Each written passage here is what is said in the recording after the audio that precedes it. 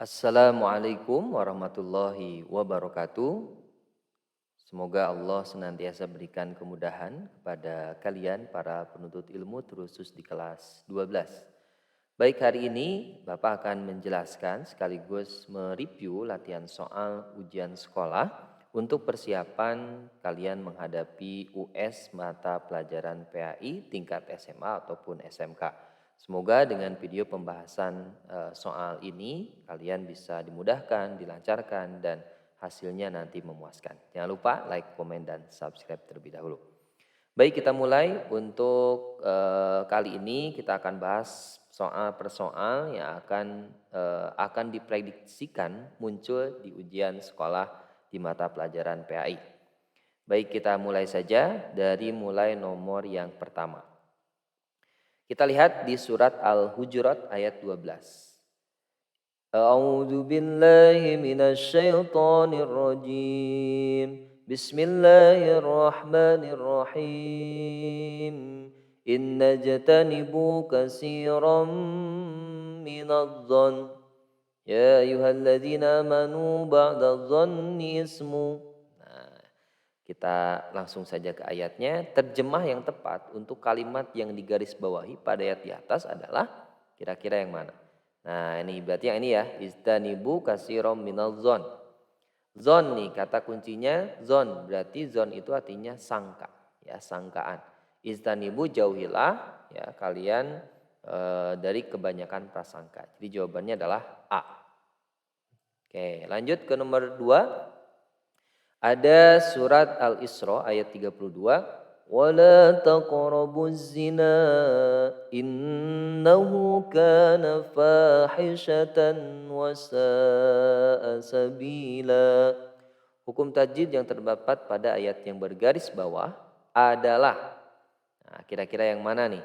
Ya, kalau kita lihat dari sini coba ini garis bawahnya yang ini nih ya, mohon maaf. Nah, tahu ada tanwin berhadapan dengan wau ya, kemudian ada wasa'a. Nah, ini dalam satu kalimat berarti mad wajib muttasil. Nah, yang ini di garis bawahnya. Tahu wasa'a sabila. Oke, jadi jawabannya adalah D. Yang ketiga, ada satu ayat di surat An-Nisa ayat 59. Nah, kandungannya kira-kira yang mana? Ya ayyuhalladzina amanu atiullaha wa atiur rasul wa ulil amri minkum.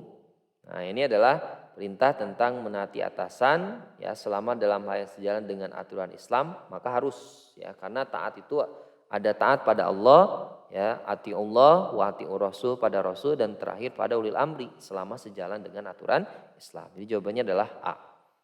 Kemudian yang keempat, kita lihat ada sebuah tabel, ada potongan ayat, kemudian ada abjadnya, ada hukum tajwidnya.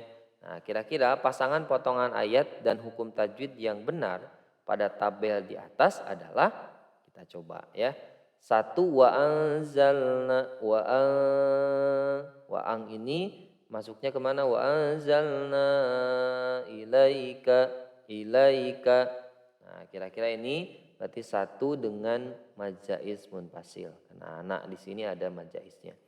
Kemudian 2, fa'ahkum bainahum, kumba mim mati berhadapan dengan ba, berarti ini ihfa sapawi. 2A. Kemudian ada likullin ja'alna minkum, 3 dengan ya ihfa. Likullin ja, tanwin berhadapan dengan ja. Kemudian ada walau sya'allah, 4 dengan B, mad wajib muttasil. Sya'a mad wajib muttasil. Kemudian 5 walakil liyabluwakum, 5 itu ada ikhfa ya. Walakil, mohon maaf, 5 ada qalqalah ya. Liyab qalqalah sugro. Jadi jawabannya adalah C yang ini ya. Oke, jadi hati-hati kalau misalkan berjumpa dengan soal tajwid, harus bisa diidentifikasi. Kemudian nomor 5, perhatikan potongan hadis riwayat At-Tirmidzi, khairul ashabi indallahi khairuhum lisahibi wa khairul aljirani indallahi khairuhum lijarihi. Nah, kandungan hadis di sini menyangkut tentang seorang muslim membiarkan tetangganya yang berlain agama menjalankan aktivitas dan perayaan hari besar agamanya. Jadi ada toleransi ya antar umat beragama, nggak boleh kita mengganggu ketika rekan-rekan agama non-Islam atau rekan kita yang nonis itu melaksanakan hari raya. Nomor 6, perhatikan pernyataan berikut, makna yang tepat dari kandungan ayat di atas ditunjukkan oleh nomor apa? Nah, yang tepat ya, yang mana? Kita lihat nomor 2 dan 4. Pergantian siang dan malam merupakan tanda kebesaran Allah bagi orang berpikir. Betul. Semua ciptaan Allah tidak ada yang sia-sia. Semua penuh dengan hikmah dan kebaikan yang besar bagi hambanya. Jadi jawabannya adalah 2 dan 4. Oke. 7. Perhatikan tabel berikut. Nah, kembali ada potongan ayat nih. Ya, hubungkan antara nomor potongan ayat dengan huruf makna yang sesuai. Coba 1C. Lintalahum, engkau lemah lembut. Kemudian 2D. Fadhon, bersikap keras. Kemudian 3E. Golidol kolbi. Nah, berarti ini apa? Berhati kasar. Kemudian yang keempatnya, wastaghfir lahum, mohon ampun. Kemudian azam tak 5, berarti pasangannya adalah membulatkan tekad. Jadi jawabannya C. 8. Tafakkaru fi khalqillah wa la tafakkaru billahi fa indalakum nang takdiru wa qadrah. Nah, menurut Syekh Ali As-Sabuni, makna yang terkandung dalam hadis di atas adalah akal untuk memikirkan zat Allah melanggar qadar dan qada dan qadar. Nah, ini ya jawabannya 8D. Kemudian yang nomor 9, nah ini ada ayat ini. Kalian jangan panik dulu kalau lihat ayat-ayat seperti ini. Potongan ayat yang menunjukkan perintah Allah pada manusia terdapat pada nomor apa? Perintah Allah ya. La tusyrik, jangan menyekutukan Allah. Ya, itu perintah tuh. Yang keempat, mana nomornya ya? Ini kurang jelas, mohon maaf anak-anak ya. Yang keempat, kemudian yang kelima, biwali hamalat su'umuhu wahnan ala wahnin wa fisalahu fi amaini wa skurli wali walidai. Ini ayatnya kacau ya. Nanti kita perbaiki. Jawabannya adalah 1, 4, dan 5. Perintah menunjukkan Allah berbaik pada orang tua. Nah, itu dalam surat Luqman 13:15. Nah, wa id qala Luqmanu libnihi wa huwa ya'iduhu ya bunayya la tusyrik billah. Nah, la tusyrik di sini adalah jangan menyekutukan Allah. A. 11. Perhatikan pernyataan berikut. Pernyataan yang menunjukkan iman pada malaikat adalah, ini materi kelas berapa nih? 10 ya.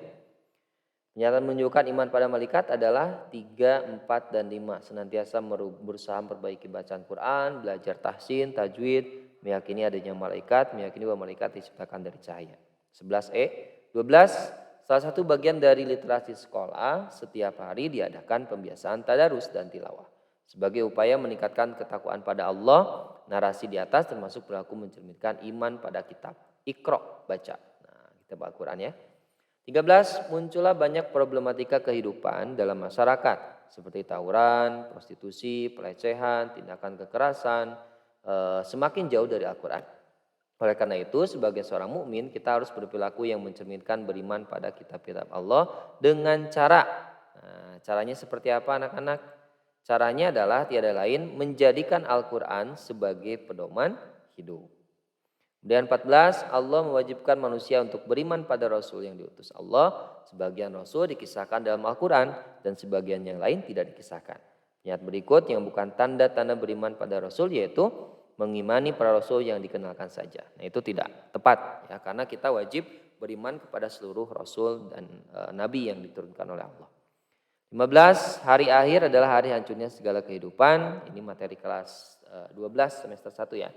Wujud keimanan pada hari akhir akan tergambar dalam perilaku kehidupan seorang. Contoh perilakunya adalah berusaha untuk berbuat baik, ibadah kepada Allah dengan ikhlas.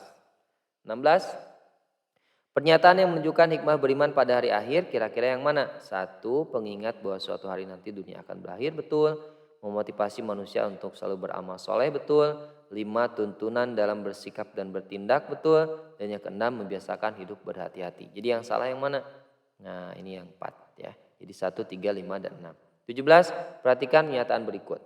Kita lihat dari pernyataan di atas yang termasuk hikmah beriman pada qada-qadar. Ini materi kelas 12 di semester genap akhir. Ada 1, 4, dan 5. Tawakal, kemudian tidak merasa sedih, kemudian husnudon pada Allah. 18, Allah Maha menetapkan segala sesuatu dengan penuh perencanaan dan keadilan. Sebelum manusia dilahirkan, nasib manusia telah ditentukan oleh Allah Meskipun demikian manusia tetap berkewajiban untuk berusaha. Siapapun orangnya tidak mampu mengetahui takdir Allah. Kesimpulannya adalah semua bentuk kejadian dalam dunia ini adalah sudah ketetapan Allah. Nah, kita lihat ada beberapa pakaian. Nah, manakah yang sesuai dengan syariat Islam? Kira-kira yang mana? Ya, otomatis sebagai perempuan yang ini ya, yang D. 20 Rina berangkat sekolah dengan rasa malas karena orang tuanya sudah berangkat kerja dan lupa memberi uang saku. Ketika akan kembali ke kelas setelah selesai melaksanakan sholat duha, dia menemukan Rp50.000. Rina bimbang apakah uang yang dia temukan digunakan untuk jajan atau diberikan kepada pembina rohisnya. Akhirnya dengan menahan rasa lapar, Rina melaporkan uang yang ditemukannya pada pembina rohis. Sikap ini artinya apa? Menjunjung tinggi kejujuran. Nah, banyak hari ini orang pintar tapi tidak jujur. Ya, hati-hati. 21, kita lihat langsung ke pertanyaannya. Jadi soal-soal seperti ini kalian fokus langsung ke soal yang ininya, intinya. Nanti kalau perlu berarti dibaca, kalau enggak itu sudah tertebak nanti jawabannya. Nah, dari pernyataan di atas yang menunjukkan contoh perilaku syaja'ah. Nah, syaja'ah itu apa? Ya, coba syaja'ah itu bisa tanggung jawab, kemudian berani, ya, dan lain-lain. Positif lah. Berarti yang mana? Satu, memberikan tugas kelompok belajar, ya. Kemudian mengatur teman yang tidak dapat mengikuti pelajaran. Yang kelima, menasihati memberikan contoh pada teman-teman untuk menjadi pribadi yang berakhlak mulia. 1, 3, dan 5. 22, lihat simaklah narasi berikut. Arif sedang berkumpul dengan teman-temannya di halaman sekolah. Mereka berbincang terkait pelajaran. Kemudian lewatlah orang tua siswa didampingi oleh guru. Sikap yang seharusnya dilakukan Arif kecuali membiarkan orang tua guru itu lewat. Nah, ini adalah artinya tidak peduli ya. Jangan seperti itu. 22 C. 23, dari beberapa pernyataan tersebut yang merupakan contoh perilaku etos kerja yang tinggi. Ya, kita lihat jawabannya kira-kira untuk nomor 23 ini apa anak-anak ya. Kita identifikasi ya satu persatu. Dari pernyataan berikut yang merupakan contoh perilaku etos kerja. Kita lihat jawabannya yang mana? Sebentar. Nah, jawabannya ternyata 3, 4, dan 5 ya. Etos kerja itu punya semangat kerja. Ketika bermusyawarah seorang mampu memberikan solusi. Ketika azan dikumandangkan Salman segera ke masjid. Jadi cepat ya, semangat. Kemudian di samping mencari penghasilan, Panji pun mencari doa Allah. Nah, itu seimbang antara dunia dan akhirat. 25, pernyataan berikut yang menunjukkan perilaku kerja keras sesuai hadis di atas adalah mencari harta sebanyak-banyaknya sesuai dengan syariat Islam dan melakukan amal baik untuk kehidupan di akhirat. Jadi harus seimbang. Cari dunia seakan-akan hidup selamanya, tapi kalau cari akhirat seakan-akan kau akan mati esok. 25C. 26, fungsi Al-Quran dijelaskan dalam Quran Surat Al-Baqarah, yaitu hudal lil muttaqin, yaitu petunjuk bagi orang yang bertakwa. Gampang. 27, dari pernyataan di atas manakah yang termasuk hikmah ibadah haji? Ibadah haji itu mengingatkan kematian, kemudian menjiwai perjuangan para rasul termasuk Nabi Ibrahim ya. Syariat haji itu, kemudian senantiasa banyak doa, dan yang ketujuh kepatuhan dan penyerahan pada Allah semata. 27E. 28, kewajiban muslim terhadap orang yang meninggal. Nah, jadi kalau ada yang meninggal itu ada 4 ya.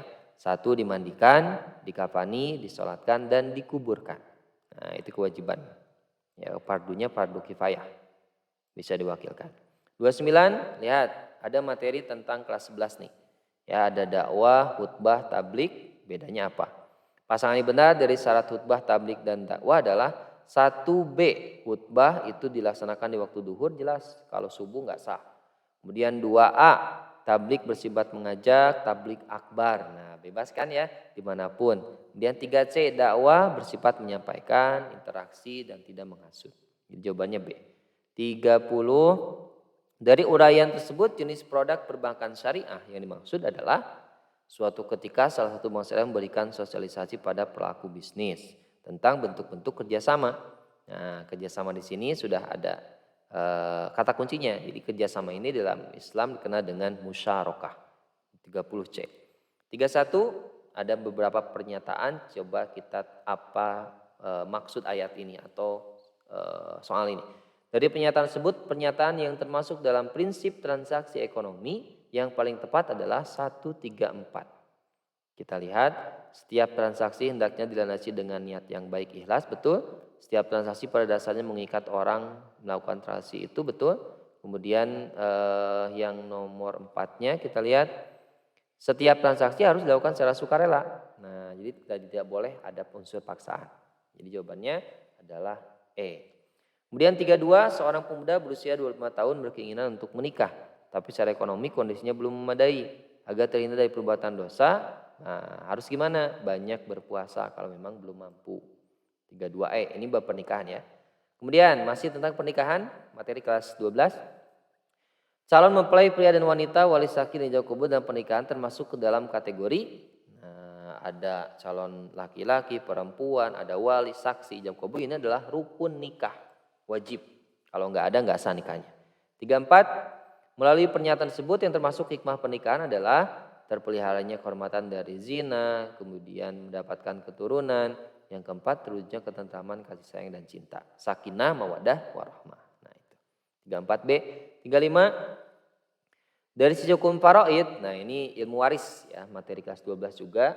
Seluruh penduduk Tanjung Palas, nah jadi ceritanya di dusun Tanjung Palas, sebuah dusun terpencil, penduduknya lebih dari 700 jiwa, 100% beragama Islam dan terkenal sebagai pencari ilmu yang gigih.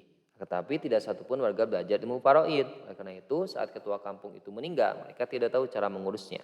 Berarti semuanya berdosa karena tidak ada perwakilan satupun yang belajar ilmu faraid. Nah itu ya, 35C. 36, substansi dakwah yang paling mempengaruhi keberhasilan dakwah Rasul di Madinah ditunjukkan oleh nomor.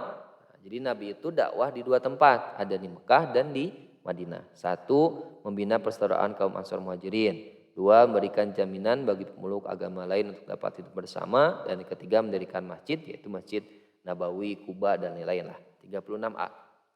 37, kita lihat berdasarkan tabel di atas, gagasan inovatif Muhammad Ali Pasha, salah satu tokoh pemberdayaan Islam, beri dampak terhadap coba masuknya fisika ke dalam kurikulum.